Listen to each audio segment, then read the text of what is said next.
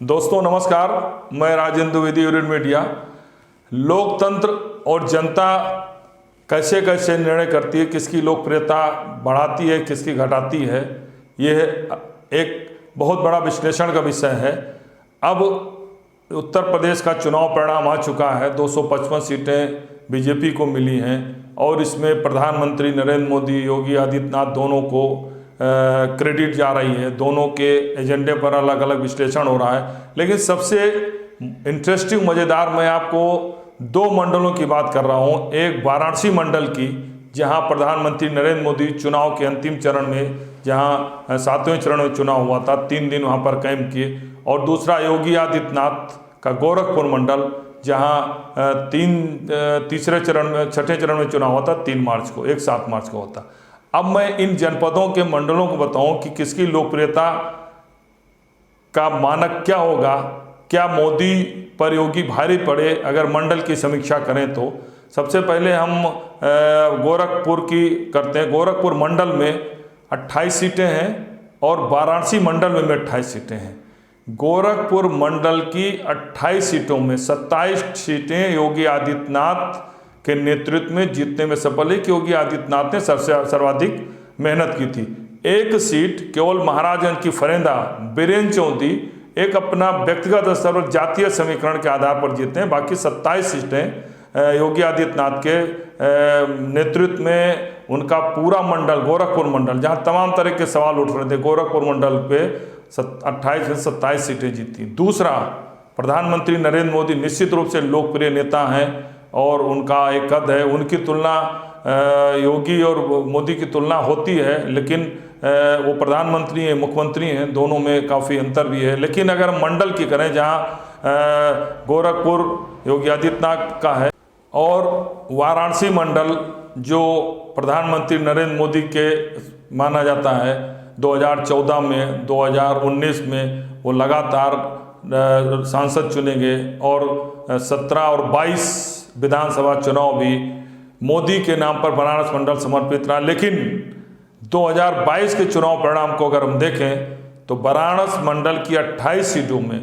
15 सीटें बीजेपी को मिली हैं और 13 सीटें दूसरे दलों को मिली हैं। यानी गोरखपुर मंडल की 28 सीटों में योगी आदित्यनाथ जहां अभियान चलाए, जहां नेतृत्व किया, प्रचार किया, वहां 27 सीटें जीती, 1 सीटें कांग्रेस की फरेंदा से जीती। जबकि प्रधानमंत्री नरेंद्र मोदी 7वें चरण के चुनाव के अंतिम 3 दिनों तक वाराणसी में प्रवास किए। उनके मंडल में, वाराणसी मंडल में, वाराणसी संसदीय से सांसद हैं, 28 सीटों में 15 सीटें जीती और 13 सीटें दूसरे दलों को मिली हैं। इनमें आप चंदौली, जहां वाराणसी की तो 8 की 8 सीटें जीती हैं, लेकिन चंदौली जहां पर 4 सीटें हैं उनमें 3 जीते हैं और 1 हारी है। गाजीपुर 7 की 7 सीटें समाजवादी पार्टी जीती है और जौनपुर की 9 सीटों में 4 सीट बीजेपी को और 5 सीट समाजवादी पार्टी को मिली। यानी 15 सीटें मिली हैं बीजेपी को और 13 सीटें मिली हैं समाजवादी पार्टी को। अब इसका हम ये देखें कि ये 13 सीटें कैसे, किसको किसको मिली हैं। तो वाराणसी मंडल में हम 9, जौनपुर की 9 सीटें हैं, उसमें बीजेपी को केवल 2 सीटें मिली हैं और गठबंधन को जोड़ लें और अपना दल का, तो निषाद पार्टी और अपना दल, इनको 2 मिला है, तो 4 सीटें हो गई और समाजवादी पार्टी को 4 सीटें और उनके गठबंधन ओम प्रकाश राजभर को 1 सीटें, यानी 5 सीटें मिली हैं। जौनपुर में 4 सीटें बीजेपी को और 5 सीटें समाजवादी पार्टी गठबंधन को मिली। दूसरा, हम गाजीपुर लें तो गाजीपुर में जहां से जम्मू कश्मीर के गवर्नर भी आते हैं और ये कहा जाता था कि उन्होंने भी प्रचार किया और प्रधानमंत्री के संसदीय क्षेत्र के मंडल वाराणसी मंडल में आता है।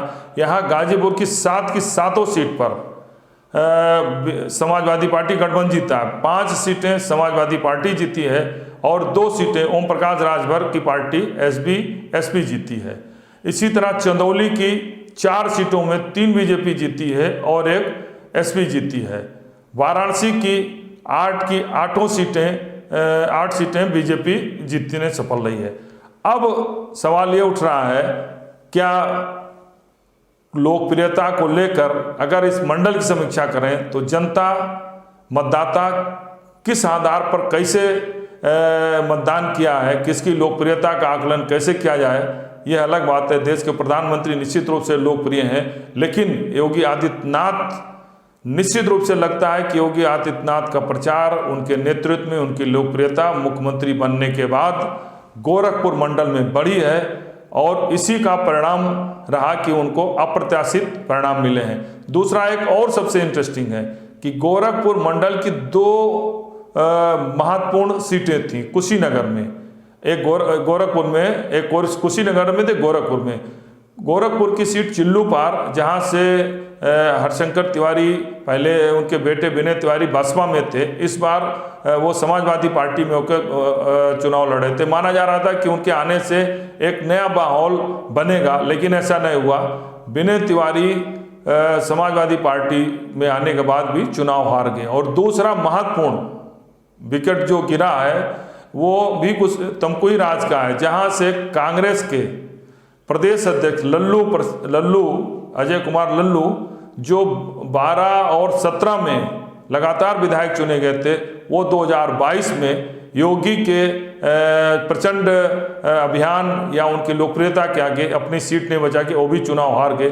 तो यह जनता जनार्दन है, किसकी लोकप्रियता कहाँ बढ़ा दे कहाँ घटा दे ये कहना मुश्किल है। विश्लेषण अपनी जगह है, आंकड़े अपनी जगह है, लोकप्रियता का मानक अपनी जगह है, लेकिन इस सब में जनता महान है, मतदाता महान है। अगर हम इन दोनों वाराणसी मंडल और गोरखपुर की मंडल की तुलना करें तो क्या योगी आदित्यनाथ की लोकप्रियता मोदी पर भारी पड़ी है, यह कहा जा सकता है। धन्यवाद।